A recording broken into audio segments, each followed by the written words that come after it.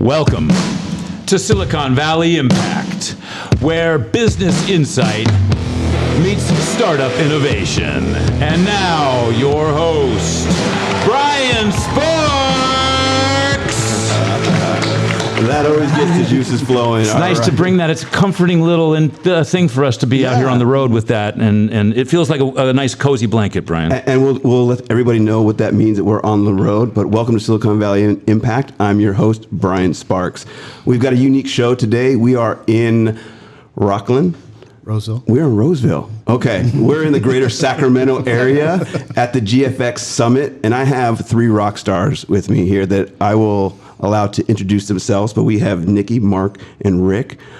Mark, you're to my left. Why don't you give yourself a little introduction? Yeah, Mark Haney, one of the founders of the Growth Factory, and we're a venture fund and a startup entrepreneurial development group with a venture fund, and we're building the backyard advantage. And so the event that we're doing today is called GFX, and it's all about building the backyard advantage, the most connected community in the world for local entrepreneurs, and it's centered around this culture of love. I love it. And you had a question for everybody today. Give the question. Yeah, we're trying to get people talking to each other and more importantly, listening. And it's actually the question, what are you working on? How can I help? And if you think about that, when we listen, I was told a couple days ago, when we listen that there's this feeling when we're being heard, there's this feeling that's very, very similar to the feeling you get when you're feeling loved. And so the whole idea with today's conference is, let's listen to one another a little bit. Yeah, and I like that because it's a play on, hey, what do you go to a networking event? Hey, what do you do? But you're saying, hey, tell me what you're working on and how can I help you? Yeah, and this whole thing about love, it's not love just the fuzzy feeling that we get sometimes. It's love, the verb, helping one another. What can I do to help somebody else that's here in my community? Yeah, I think the number one difference between a person in a role and an entrepreneur with the entrepreneur mindset is that they have a passion. You can be smart and do well in your role if you're being hired for something, right? But if you are building something, if you're a builder, you need passion. And I think that's where we get that rapport and that shared energy. I can see that in you, Brian. First time I saw you, like, this guy your name is Spark, which is like, that's perfect. You are a spark plug, my man. I can feel the love. All right, so Nikki, let's pivot to you. Good to see you. Good to have you on the show. Give a little intro. Good to see you as well. Is this close enough? Yeah. Great. Well, Mark did such a great job introducing what we're doing today. Nikki Simms. I'm with Growth Factory Ventures and really working on fund operations and then also corporate development within some of our industry partners and our portfolio companies to bridge the gap between industry and innovation. So that's a big piece of what we've been doing over the last 3 days with our Sustainable Food Challenge and some of our venture tours that we've been doing that have been really sector focused. And now we're excited to bring it all together. Nikki, thrive in chaos, Sims. I love it. Minister of Chaos. Minister of Chaos. She creates chaos, dude. I love it. And you talked a little bit about innovation and partnerships. It seems like that's where you dig in a lot. What has it taken, just from your perspective, and then we're going to pivot to Rick, in building this ecosystem? Because there's a unique energy with the ecosystem that you all are creating here. It's just not in this room. It's out there on the floor at the GFX Summit. And again, I said this, I'll say it once, I'll say it a million times. If you're not here this year, you better be here next year because it's happening. The backyard is becoming a thing. So Thanks, Brian. Yeah, thank you for that. I think you're right. And really, the group of people that are here today, we have almost 1,200 people that were registered for today's event. It's a mix of innovators, corporates, and investors, and everybody wants to see the same thing. They want to drive entrepreneurship in the region, and they want to really focus on economic resilience and make sure that we're a region that can thrive and continue to grow. So, I think everybody's bought in. It was hard at first. People didn't really get it. They thought that was Silicon Valley's thing, maybe not our thing. And I think that we've been paving the way to really change that narrative and focus on this region being a driver for a lot of that innovation. Okay. And back on the show again, we have Rick. Rick, you were on with Kevin. Top-rated show, right, Brian? It was one of the top-rated shows, yeah. We had the ex-49er, Kevin Jervich was on with him. Yeah, it was a great show. Yeah, I mean, we learned a lot about what's happening here in Sacramento, and we were super excited to show up here and be a part of this. Yeah, I mean, based on our interview with you. So if you all haven't listened to it, go back on Spotify and listen to Rick's episode. But Rick, for those who haven't had the privilege of listening to that episode, give a little intro about yourself and tell us a little bit about GFX from your perspective. Yeah, thank you. Thank you, Brian. So Rick Spencer, co-founder of the Growth Factory and managing partner of Growth Factory Ventures, our venture fund that Mark described.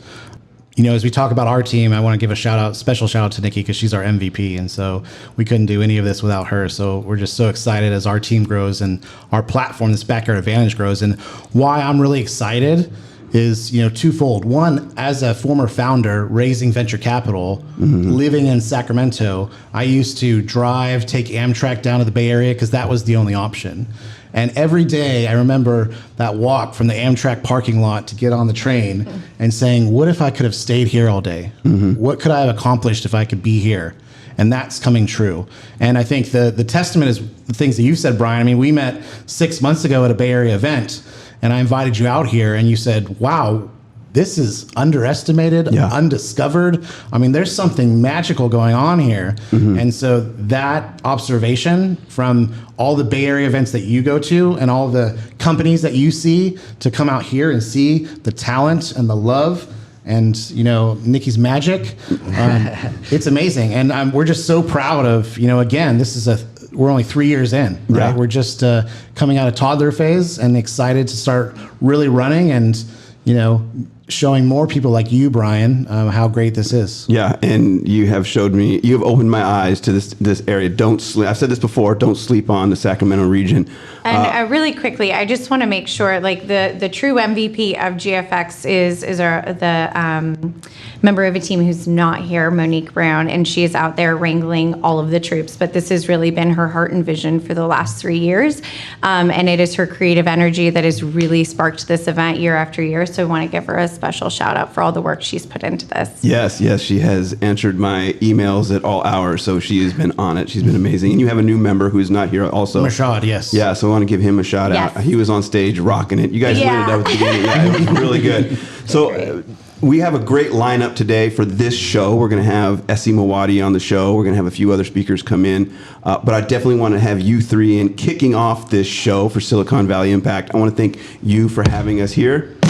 I know I pulled the trigger a little bit earlier at that, but I just, the Silicon Valley Impact theme music needs to be behind that. Yeah, play my theme music. I want to thank you all for being here, and I look forward to this year's GFX and next year. It's our pleasure. Thanks for having us. Thank you. Yes. Stay tuned for some amazing guest speakers on today's show.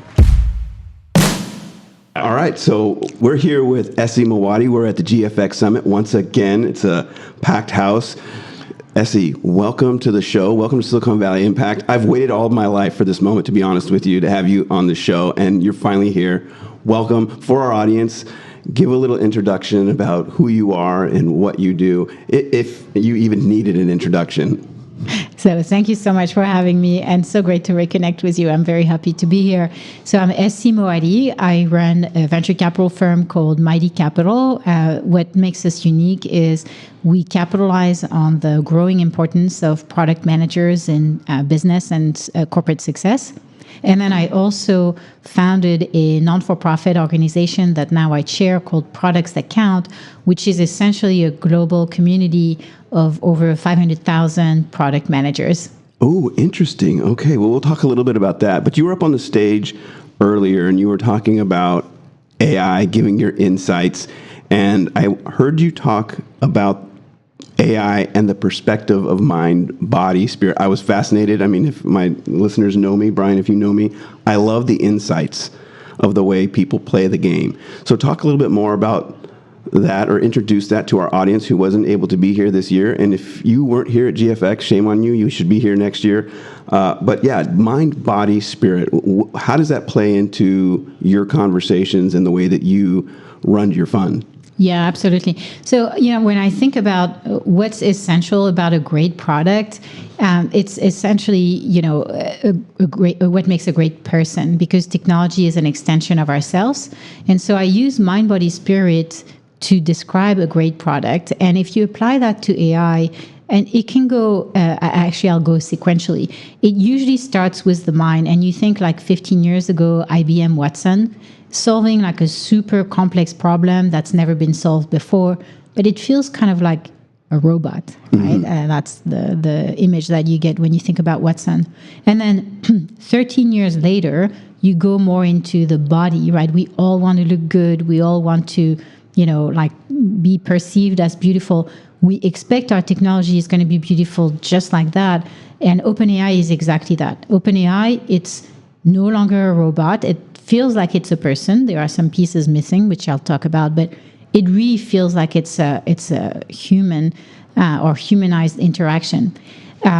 Beauty in product is a combination of super strong efficiency and a wow factor. And that's exactly what you get when you think about OpenAI, right? You have massive amounts of data that is essentially, summarized to answer a question or prompt within seconds. So super efficient, right? Order out of chaos. And then it's beautiful because it's so easy to use. But the thing that's missing is the last piece, which is the spirit aspect. And the spirit aspect is all about meaning. We all want to have meaningful lives. And in product, that means we want personalization. And at the same time, we want our privacy to be protected. And that personalization aspect is what's missing in the current wave of AI. When you think about, when you're talking with OpenAI, there's something that's missing, right? It feels like it's human, but it's not. It's that uncanny valley.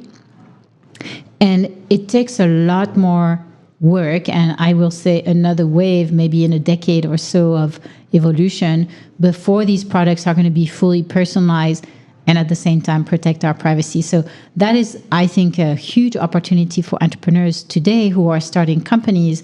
In like a few years, their company might be the foundation of what's going to make AI really massive and mainstream. Interesting how that's going to the more personalized perspective and bringing out the spirit.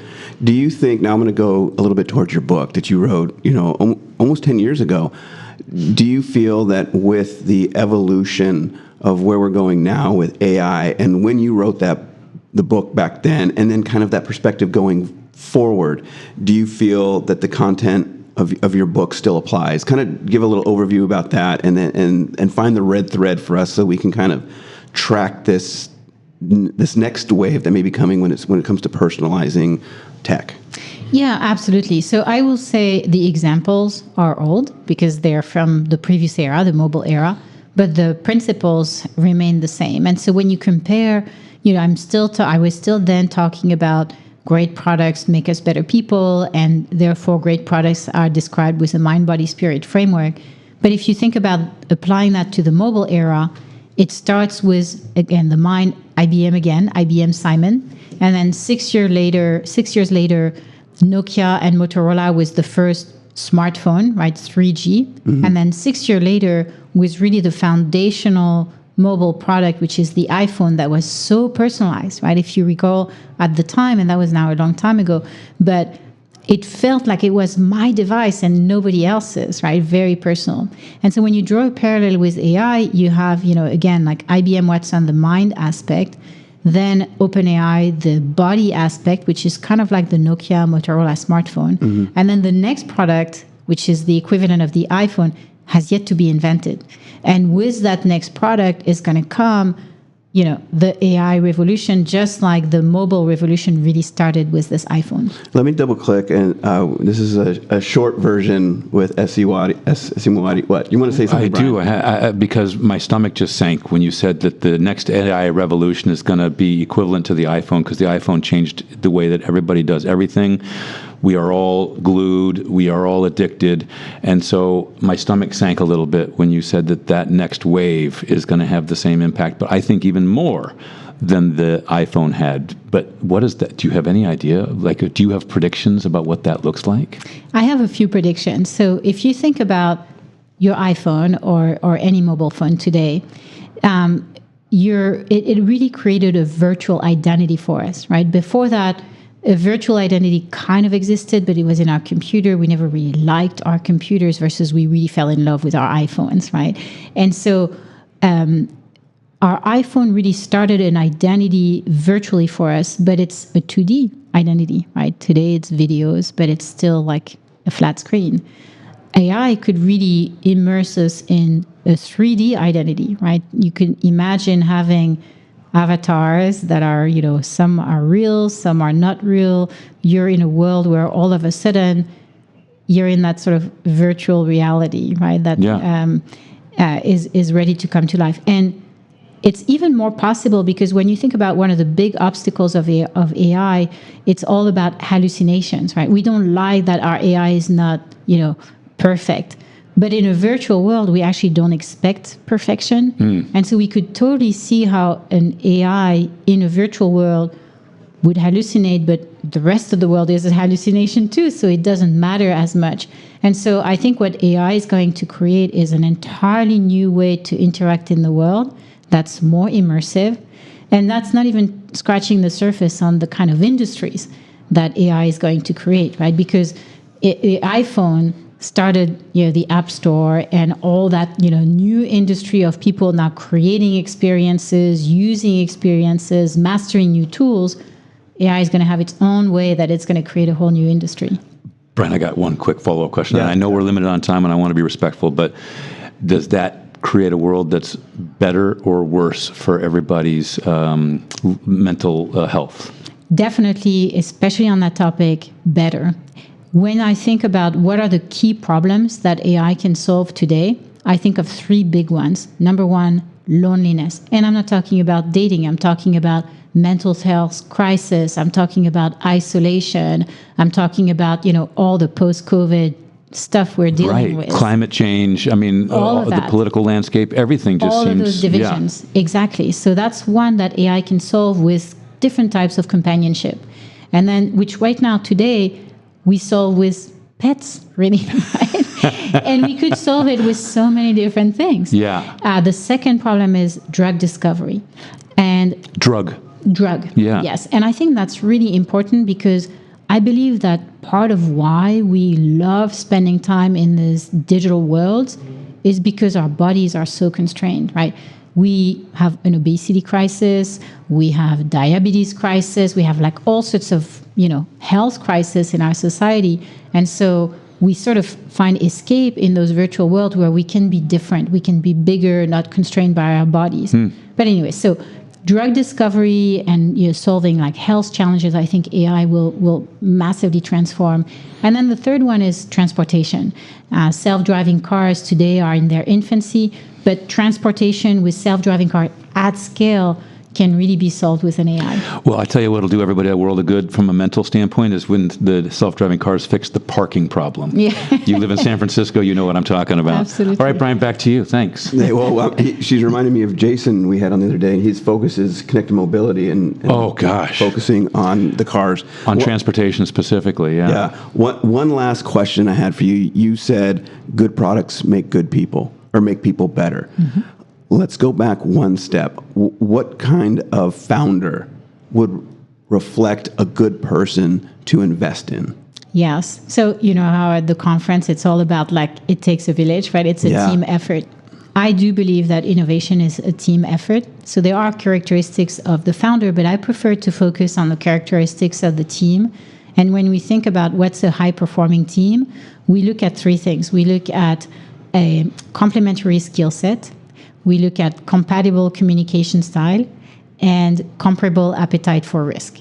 And once you have that, whether it's one founder and a management team or a few co-founders, you have the element of a great company. People will have, nobody is perfect. People will have some characteristics. Of course, you can look at the stats for what makes for the best entrepreneurs, and you can read some trends, like they have to have some hardships in their life. They have like immigrants or, but the truth is, innovation can come from everywhere, but it's a teamwork, and therefore the characteristics of the team, I think, are really, really critical. I love it. That's the rabbit hole for me. Just dissecting the characteristics of the individual, the dynamic of the team, in order to push this product forward. Well, SC, I want to thank you for joining us. Again, I know we're short on time today. We're under the clock. Yeah, I think we did it within the time that you allowed us, and we really appreciate it. I know everybody wants to talk to you today, and we really appreciate your time. Yeah, thanks for being at GFX, and thanks for being on Silicon Valley Impact. Thank you so much for having me. That was really fun. Okay, great. Thank you.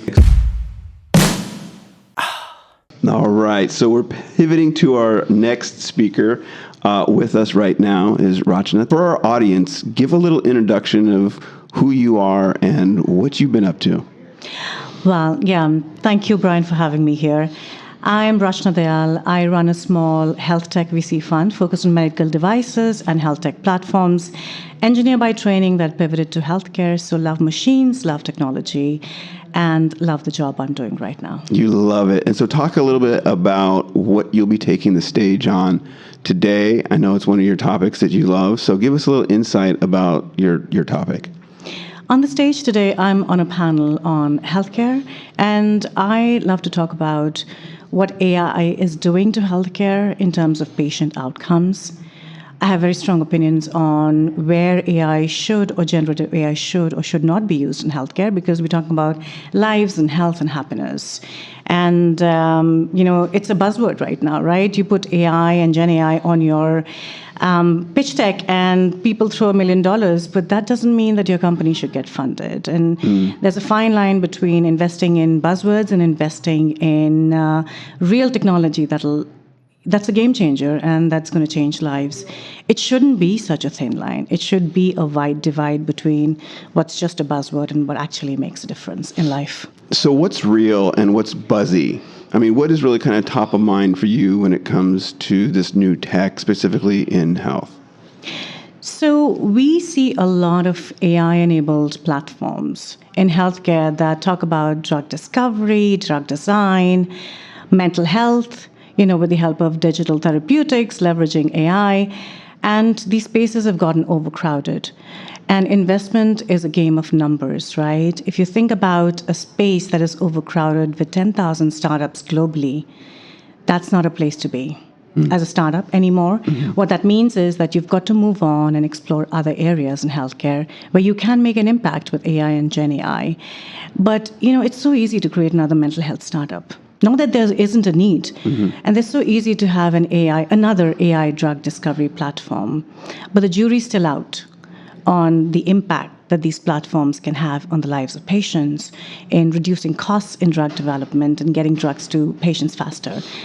What's the big need, though? I mean, what's the big pain point that with this new tech, we need to tackle first? I mean, it's all about the new shiny object when it comes to AI nowadays, and people are like, "Oh, look over here! Look look over here," and most of it's theater and illusion at this point. But what are you looking for, if there's any top of mind, when it comes to the pain point and potential solutions?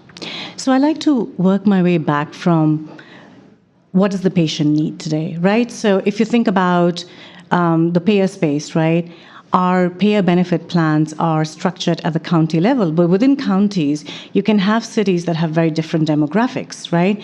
With the help of AI, you can go into the sub-county level and start, simulating environments and scenarios that can present sub-county level benefit plans and choices to patients that fit their demographic needs. I mean, we know very well that the needs of a South Asian population as they age are very different because of genetic makeup than that of a Caucasian population. They might coexist in the same county, but they need different plans. And it's manually very hard to do that at the population level, but with the help of AI, you can do that much more efficiently. So there's a lot of these non-sexy, non-buzzy things that will have a much greater impact on life and longevity and prevention that we should be focusing on. Those are the kind of things I look for. These are the real gems. You and I were at the Great Bear Winery yesterday, and we started talking about these new ideas and how deals are structured and creating win-win situations. And I know for the sake of time, we could have done a deeper dive specifically on health and AI, but talk a little bit about these win-win structures when there, a deal is to be made. That's a great question, actually, and that's at the heart of any negotiation, right? That has to go successfully. When you think about the ecosystem of investment, you have the founders, you have the investors, then you have the big corporations that will buy the services from these founders, or the consumers who will pay for it. And in the healthcare world, you have the payer, the ever-present insurance companies and payers that make money flow into the healthcare system. And I try to look at companies that are the founders and the founding team. They may have a brilliant technology, but if they're not collaborative in the way they negotiate term sheets, in the way they negotiate contracts with these bigger organizations, success is not guaranteed. And negotiation and the art of negotiating successfully, level after level, is you shouldn't take that lightly. It requires training. It requires a certain kind of personality. So I look for that collaborative win-win mindset in the founders I invest in, but also the co-investors that we work with, because fortunately or unfortunately, the founders will need bigger checks beyond what I can put in at the seed or Series A stage. And without collaboration, that's not going to happen for them.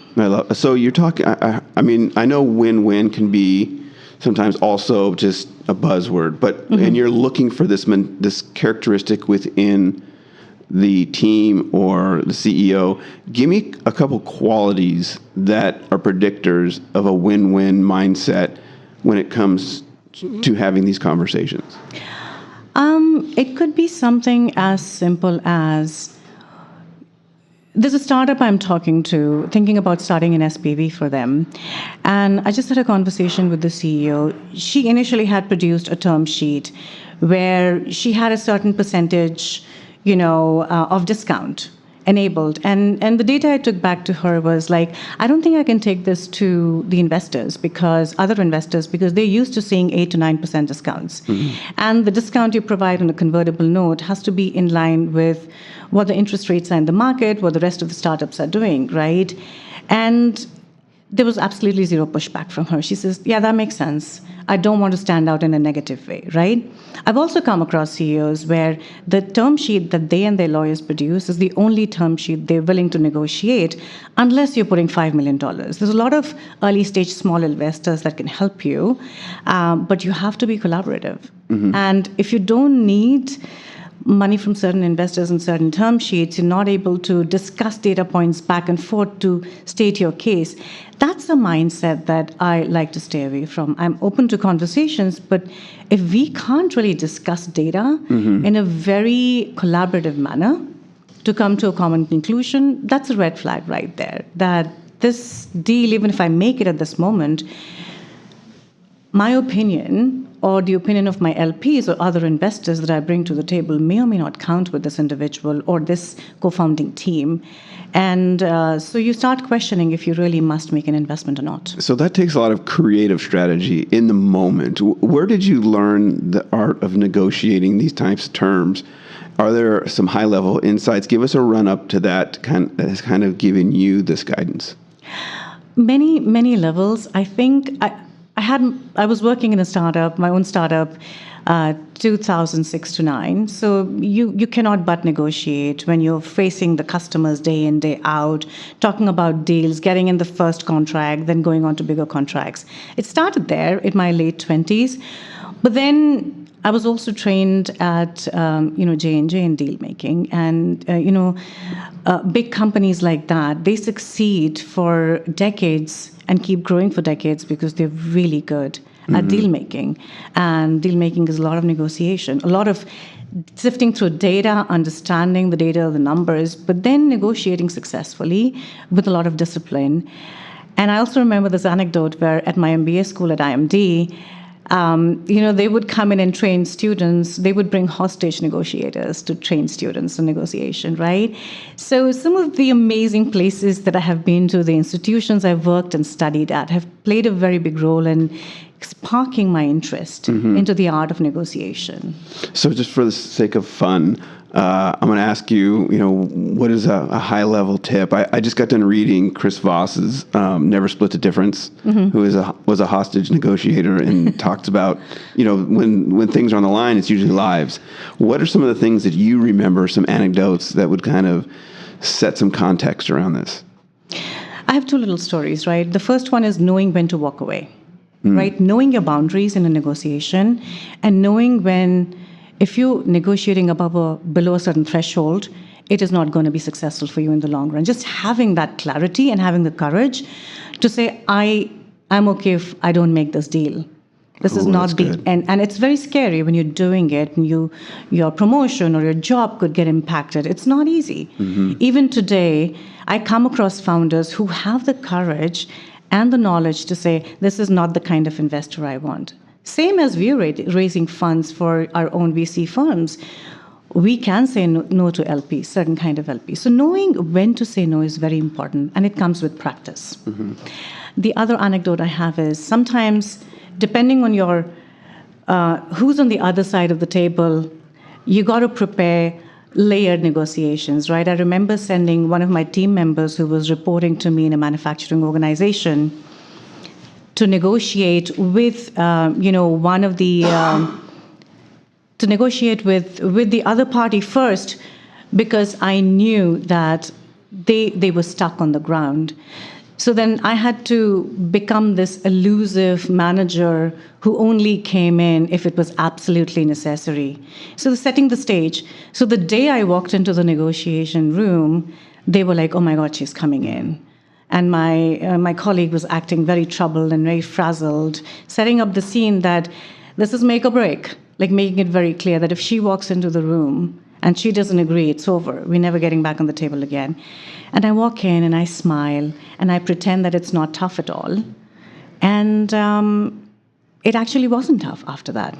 We came to an agreement and walked away very successsly. I love that, and I'm almost losing my voice, so sorry about that. I'm sorry. I have some throat drops if Thank you you. want. Yes, yeah. I champion being messy, but I panicked over here, started drinking my water, and then coughed. So You're human. I'm You're human. Thank you. Yeah. So one last question. What's next for you? So I'm kind of pivoting all over the place, but what is next for you when we look kind of 3-6 months down the line? Are you in the process of looking for specific companies? What's kind of your timeline, your timetable now? That's a great question. I might give away something I hadn't planned to announce yet, but given the fact that we're talking about the buzz about AI, we want to put together. Gosh. That time it's me. I'm sorry. That was my phone. Forgive me. Keep going. That's okay. No, I'm No just worries. building the anticipation. We're onto a big reveal. I'm totally leaned in. It's a small reveal, but it's something very important. I'm bringing a think tank together that eventually I want to create a not-for-profit that focuses just on AI-enabled healthcare outcomes for patients. And the reason I want to do that is because... Will you say that one more time? AI-enabled healthcare outcomes for patients. Yep. Okay. Thank you. The reason we want to do that is because the whole healthcare infrastructure and system exists to take care of the patient. So in my opinion, the ultimate power should reside with the patient and the clinicians and the caregivers that take care of them. Unfortunately, that's not the case. The power lies with the bigger institutions, but AI and other technologies have the ability to give power back to the patients. My watch gives me my vitals 24/7. Previously, I could only rely on the vitals being measured by the healthcare system, and it was hard to get our own EHR records in our hands, right? That shift has already happened, and there's more to come, and I find that exciting, but I feel like we need to continue to educate patients and families and clinicians on how powerful they are. Yeah. And they are the center of everything. And increasingly so, consumers and patients are becoming much more educated and much more tuned into their own vitals. Absolutely. And I love that. I love that because you can, now the journey of educating yourself on how to live longer and healthier and prevent things is happening with the patients, and you don't just have to rely on a clinician to be able to do that. And then I think that goes hand in hand with AI, and that AI then helps us to get better at understanding and reading the data, and then becomes more helpful in providing more data back to us, and it creates a feedback loop that's actually positive and potentially better for our health. What I think is going to be really great as I'm listening to you talk is, right, we've got these wearables or phones or whatever's next. That gets into a repository, right? The data goes someplace, and one day we'll be able to connect and everybody look at the same data the same way that we look at a Google Sheet or a Google Doc right now, right? Absolutely. That everybody can look at the same data at the same time in real time and talk about exactly what they're seeing without having to come in and take a battery of tests. Yeah. Those tests have been ongoing every day, 24/7. Absolutely, absolutely. And, people have already started doing that. Like, I take my own vitals. I know my vitals, right? And I go and have a conversation with my clinician, my family doctor, and it's so much different compared to what I was having 5 years ago without this information in my hands. And he knows what my trends are without him having to worry about sending me for measurements, right? And so it's also saving the healthcare system millions of dollars without anybody realizing that. That makes total sense. I love it. I mean, again, so much material here that we can continue to talk about. Brian, anything else? I just thought that Rachna deserved a big round of applause. Oh, thank you. Programming is made possible by the support of the Brian and Dan Silicon Valley real estate team. If you are considering selling your home here in Silicon Valley, you need real estate agents you can absolutely trust no matter what. You need the process to go as smoothly as possible. Go to briananddan.com. That's briananddan.com to learn more about what insanely great real estate service looks like. We're with Rachel Stern. Rachel, say hi to the millions and millions of fans. Hi, everyone. Welcome, America. Tell our fans a little bit about who you are and what you do, and that high energy focus that you have. So I've been living at this funny nexus of tech and state and local government for the better part of 15 years. I founded a firm called In-State Partners. We were a wholly owned subsidiary of a private equity firm. And the way that the private equity firm does investing is they create pools of capital state by state to invest in low-income, high-needs areas. And in doing so, they'd created this network of lobbyists across the country in almost every state. And I took that network along with a team and made it an asset that we sold to other companies. So half of our book of business was consulting with technology companies that needed state-by-state legislative changes to enable their growth, like Lyft and Zoom and Square and Hims and Hers, Bird scooters. And then the other half was working with these emerging technologies that needed that same know-how. How do you create coalitions? How do you pass legislation to create market penetration? How do you think about product market fit in state and local government? But didn't have the cash to pay us. And so we started exchanging equity for services, and that's really how I got into investing. And I discovered this love of working with early stage companies that have a passion for transforming sort of back-end administrative processes in state and local government and service delivery. And, as a constituent wanting to expect the experience I have with like tracking my Amazon packages, why can't I do that when I renew my license? Mm-hmm. And so there's all of these sort of disconnects around user experience and also all of these things done manually and on paper and in person that are still happening in government that technology can really transform. So I've just founded GovTech Ventures in January. We're raising our first fund, and we're really trying to support this industry and this vision of really transforming government through tech.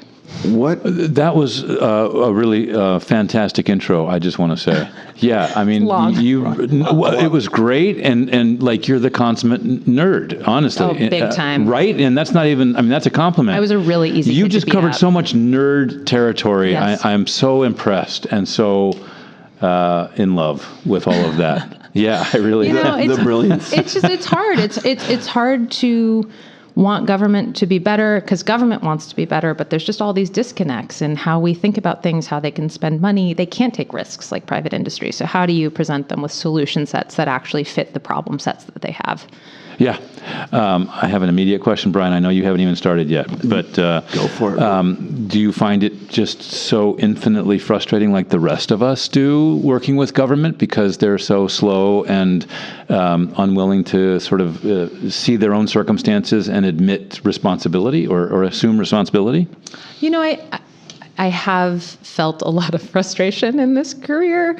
I can't say that's directed at any one entity. I think part of the challenge is that governments can't take the risks that private industry do. Like, they can't go bankrupt. They can't just take a flyer on a startup and suddenly implement a service that impacts multiple, millions of people and then have the company go out of business. There's just a different risk profile. Yeah.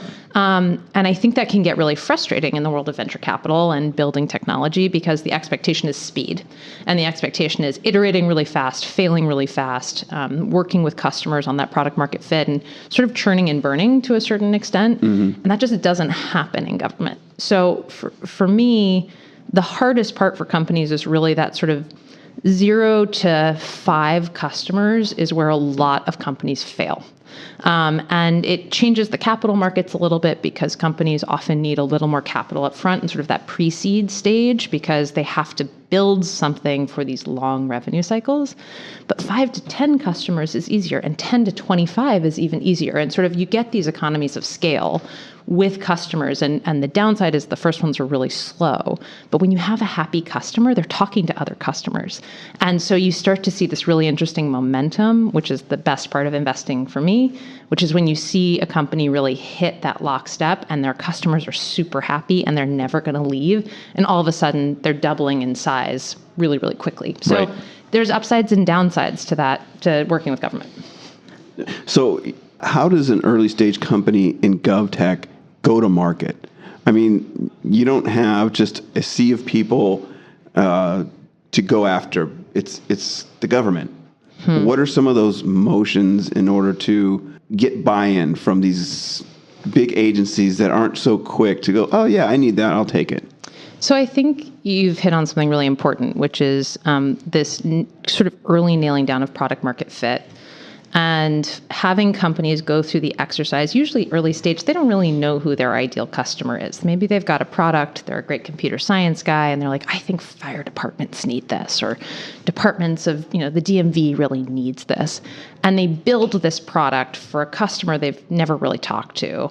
And then they go in and they say, you've got a problem, I've got a solution. And the government says, first of all, that's not our problem.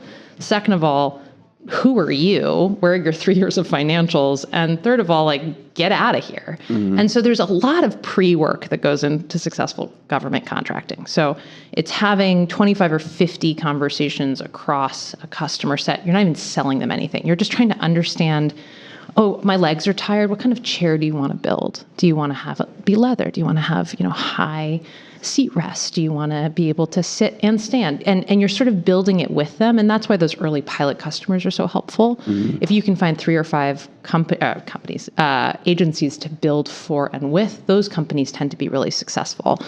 I think one of the biggest challenges is figuring out what problem sets governments are actually trying to solve for. And one of the things that I talk to companies about is how do you look for things that are indicating that they're feeling pressure on something? So state legislation is a really good example, where a state will pass a mandate on something, whether it's all governments that are receiving state or federal funding have to have a web presence. That's amazing if you're selling websites, right? All of a sudden you have this customer base that wasn't really that interested in websites beforehand, but now have to have one in order to stay compliant. And so you're looking for these sort of pressure points where they're saying, oh my God, I've got 18 months to be compliant for something. How do I fix this? That's a great product market fit opportunity. Another one is, are they getting dinged for something in the news? And this happens mostly with local government, but are people mad that the water quality isn't being monitored? Are neighborhoods not able to access certain services? Great. If you can help sort of streamline that process, they're probably actively looking for a pretty fast solution to show that they're going to do something about this. So those sort of where you're solving a problem the government knows they have versus going in and saying, I've identified a problem and here's a solution, I think is really the clearest go-to-market strategy for GovTech companies. And what does it look like to find the decision makers? It's such a sea of departments, right? Yeah. And a constellation of departments and people and bureaucracy. How do you get face time with the right people? Right. And inside those departments, who are the decision makers? Who has agency to even point you in the right direction? It varies agency by agency, but I think if if companies are going to try to have a bunch of customer conversations, I really encourage them to go to some conferences. And that can be hard to swallow when you're like a pre-revenue, pre-seed company. You're like, I don't have $2,000 to fly to Pittsburgh to go to the International Association of City Managers. And you go there and there's 4,000 attendees and 3,000 of them are city managers just looking for solutions, just sort of interested in what's being built, learning about AI, talking to each other. And I spent 2 days sitting next to people at lunches just saying, what's on your issue list? What's keeping you up at night? And I'm hearing that, FOIA requests are a big issue. I'm hearing that people are really nervous about FOIA requests. Yeah, I don't know what that is. So if you ever want to know anything about the government, you can request it. You can say, I want to see every email you've sent between 2006 and now. And they have to do that. They have to send it to you because there's these sunshine laws that says every transaction or interaction that's happening on government servers, you as a constituent have the right to see. So it's great if you're doing competitive research, for example, and you want to see who won the contract last time and what they offered and how much they got. You can just request that. Oh, interesting. Yeah. But they can be really onerous. They're still on paper. Someone has to go find it. Someone has to go make sure there's nothing proprietary or security issues with it. They have to get it to you within a certain number of days. It's different in every state what the regulations are about how quickly they have to get it to you. Can they charge for it? Can they send it digitally? It's all. So you're waiting 5 minutes for a few words. Maybe. 5 minutes, 5 years. Yeah, you're waiting a really long time. It's like 6 to 8 weeks before they can get you what you need. Right, and some of these cities are saying, I have the same amount of people responding to FOIA requests as I do in my whole IT department. Yeah. Like, that's broken. That can be really easily solved. But they don't know what's out there. It's really hard to find these spaces where innovation and government leaders are in the same room. So as much as you can go to conferences as an early stage company, the more conversations you can be having without having to just go find them on the internet. But that insight, that data, that research potential is out there. It's just going to be a little bit slower. So let's kind of leap really quick in the interest of time. There's a startup that has a product service that they want to bring to market through government. How do you work with them? How do you engage with these startups that have potential? Yeah, this is the great joy of starting my own firm, which is I get to kind of decide that. For a while, I thought, I'll be a consultant, I'll be an advisor. And the reality is I really want to be a venture capitalist. I really want to bet on these companies. I want to put my capital behind them. I want to put my energy behind them. I want to put my network behind them. So I'm in the process of raising my first fund, which is very scary and very exciting. It's a $10 million fund, although we're manifesting 15. Yeah, we can't go too far, and we've gone far enough into the conversation about your raise. Got it. But there are people at this table who can help, so I'm listening. Oh, okay. I can jump on that for you. You're talking to me. We're investing in companies. That's right. We're finding the right companies that have SaaS capabilities for state and local government, and helping to put some network and capital behind them. Okay. Nice segue. Yeah, very well done. Nice. Very tactful. Pivot. Okay. Look what I can do. Just over here doing backflips. So talk a little bit about what you were on the stage today talking about.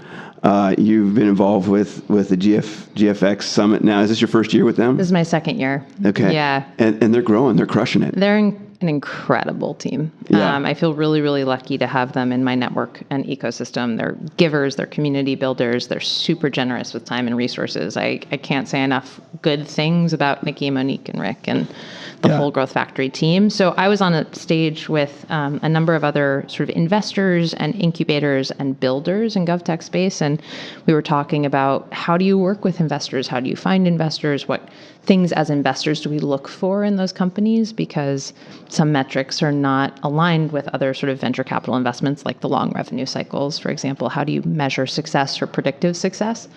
We saw some great pitches. We saw 7 companies pitch, all pre-seed for the most part, I think a couple seed. And then we got to sort of give feedback to the audience about what we look for in those pitches and what went well and what we think could have been. What was your feedback? So I think 3 minutes, which is what the pitch time was, is a weird amount of time to pitch. I think that as a founder, you need to have your 1 minute pitch down, you have to have your 5 minute pitch down, your 30-minute pitch, but 3 is sort of somewhere in between. So we saw a couple of founders sort of run out of slides or talk really fast or have to move really quickly through their information. And so as much as you can sort of distill, I would have said like 1, maybe 2 slides. Ideally, there's only visuals on it that you're talking about, because I spent a lot of time reading the slides instead of listening to the founders pitching. So as much as you can really just supplement what you're talking about with a visual image and not have to go through 15 slides in 3 minutes, I think that's a much more compelling pitch. Yeah. Brian, we got to be mindful of time. I could go on. Yeah, and no, on. where are you based? I'm based in Napa. Oh, you're based in Yeah. Napa. Would love to have you. I mean, I don't want to, overstep No, here, sell it but now. Put it on the spot right now. absolutely want to have you come down and do a full show with us That'd be if great, that's possible. you guys. That'd be fantastic. Yeah, I mean, there's a world of questions and answers, and I would love to get more information from you. But this is sort of the short form. Got it. But if you're just in Napa, then teaser. one day you'll come down to the South Bay maybe and chat with us Easy. in our studio. No problem at all. And thank Yeah. you for having me. This And how can people this is connect great. with you? Rachel at govtechventures.com but govtechventures.com is going to be with an S at the end. Okay, nice. Are you on LinkedIn? Definitely on LinkedIn. I will just leave with this little tidbit, which is when I got govtechventures.com, I was so excited. I called one of my mentors and I said, "Can you believe I got this URL? Can you believe it was available?" And he said, "Of course it's available. No one wants to invest in GovTech." You're one of a kind. You're the lone ranger. Well, thank you for joining us. Yeah, And once again, everybody loves GovTech. Yeah. Right? They just go crazy for it. And once again, if you are not at the GFX Summit, you're missing out on incredible people like Rachel Stern. Rachel, thank you very much. Thanks, guys. Appreciate Thanks, it. Rachel. Go. And we're rolling with another great guest. My buddy David's here from Sacramento Business Journal. So real quick, introduce yourself to our audience so they know you like I know you. Sure. So I'm David Lichtman. I'm the market president and publisher of the Sacramento Business Journal. I've been with the journal for 13 years as of today or tomorrow, and I'm a publisher for coming up on 10 years in December. Been in Sacramento since 2004 and a big part of the business community here. So what is it, I mean, with all this experience and this dedication, what is it that you love about the business ecosystem, and what is unique about what you're seeing up here? Good question. What I love about the ecosystem here is that it's a very cooperative community. I call it coopetition. So we have a lot of banks that are based in this area, and they are going to fight tooth and nail for a piece of business. But at the end of the day, they're okay working with each other. So if somebody's going to refer somebody to another person, that's a good deal, right? This may not be the right client for me. It's a good client for you. So there's cooperation and competition. So that's a little unusual than a lot of markets. Sacramento is a little bit different than the coastal areas of California. It's a different lifestyle. It's a very family-focused lifestyle, which a lot are. But it's a community that really is inclusive in so many ways. So here we are in Roseville, which is a suburb of Sacramento. But a lot of the people that are in that room earlier are from Sacramento, and they're from Folsom, and they're from Elk Grove, and they're from Rockland, and they're all coming together because this is important to the region. And there's a vibe that the region is important and the region is engaged. So that's a real cool part of it. How that affects tech, you can edit this too. How that affects tech is if you're in a startup situation and you have a choice to start up in the Bay Area, and let's say you got $1 million in funding, how long is that $1 million going to give you a runway in the Bay Area? Here, that $1 million might get you 1x or 2x runway. And in the Bay Area, you're going to be fighting for VC money against dozens of people. Here you come over to the Growth Factory and you get involved with the Growth Factory, and they're going to connect you to accountants and law firms and intellectual property specialists and IP attorneys that are here and have the information and the knowledge. They're going to introduce you to funders. Heck, they may fund you. If you end up in their collaborative, you've got funding, okay? And we still have access to talent here. So people graduating from Berkeley and UC Davis and Sac State and Stanford can move here and have a great lifestyle while they're building a new business. You can see trends in different parts of the country, different markets. Clearly, Silicon Valley is tech. When we think of Sacramento, what are we going to be thinking about in 10 years? Is it health? Is it food? Tech will all be a part of that. Right. But what do you think Sacramento is poised to do in a particular market? I think food science is a really big part of what the Sacramento future economy is. Food tech, ag tech. Food tech and ag tech. Because, look, we're right here in the Central Valley, which feeds 40% of the United States.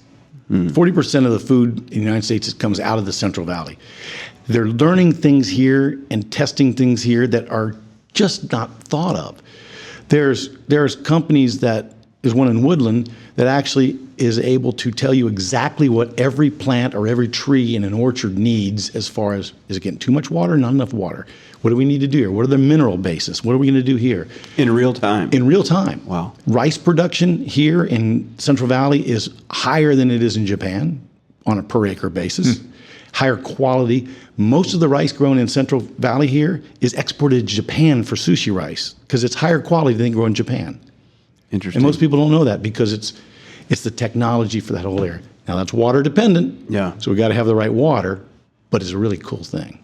Interesting. And so I'm hearing, again, a particular sector that could be booming in the next 10 years. Again, the other thing I'm hearing is the capacity for collaboration. Brian, you have something on the tip of your tongue. Well, I was just going to say the food and ag tech here is booming now, and I think that there's room to run, so it will continue to grow, especially with the addition of AI and the focus and concentration that's I've been seeing right here at this conference, right? I mean, today we've been hearing a lot about it. Yeah.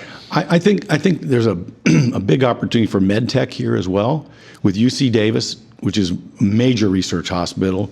Dignity starting into some significant research. Sutter, which is based in Sacramento, is focused on AI as it relates to the healthcare profession and helping doctors and hospitals do a better job more efficiently. They've got a director of AI that's focused on bringing that to the forefront. So I don't know that it's going to be as massive as the Bay Area because when you're looking at Stanford and you're looking at UCSF, massive opportunities there. But it's going to be a sector in Sacramento. I just don't think it will be as big as the Bay Area. Well, it's rightly coined the backyard.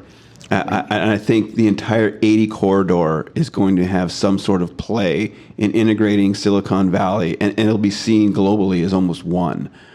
If you ask me, I mean, I can see that. Vacaville's starting to put a lot of energy into and effort into their biosciences. They got a lot of real estate, and they can build accordingly, and they're not afraid to build, as opposed to some other cities just slightly west of Sacramento, which don't like to build, which I'll remain nameless. Davis, sorry, I was at my house.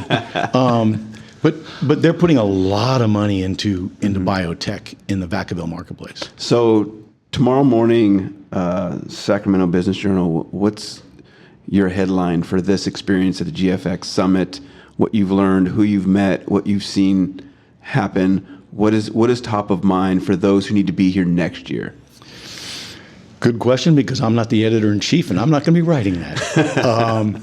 But I think the story coming out of here ultimately is Sacramento has a great future. We just have to embrace it, believe in it, and continue to push it forward. Is it going to be easy for Silicon Valley to wave the flag? I know Silicon Valley can be very territorial, but a lot of us, and I'm gonna raise my hand, would say years ago, Sacramento. Right. Yeah, Sacramento. I mean, Sacramento. I mean, I went to UC Davis. That's my alma mater.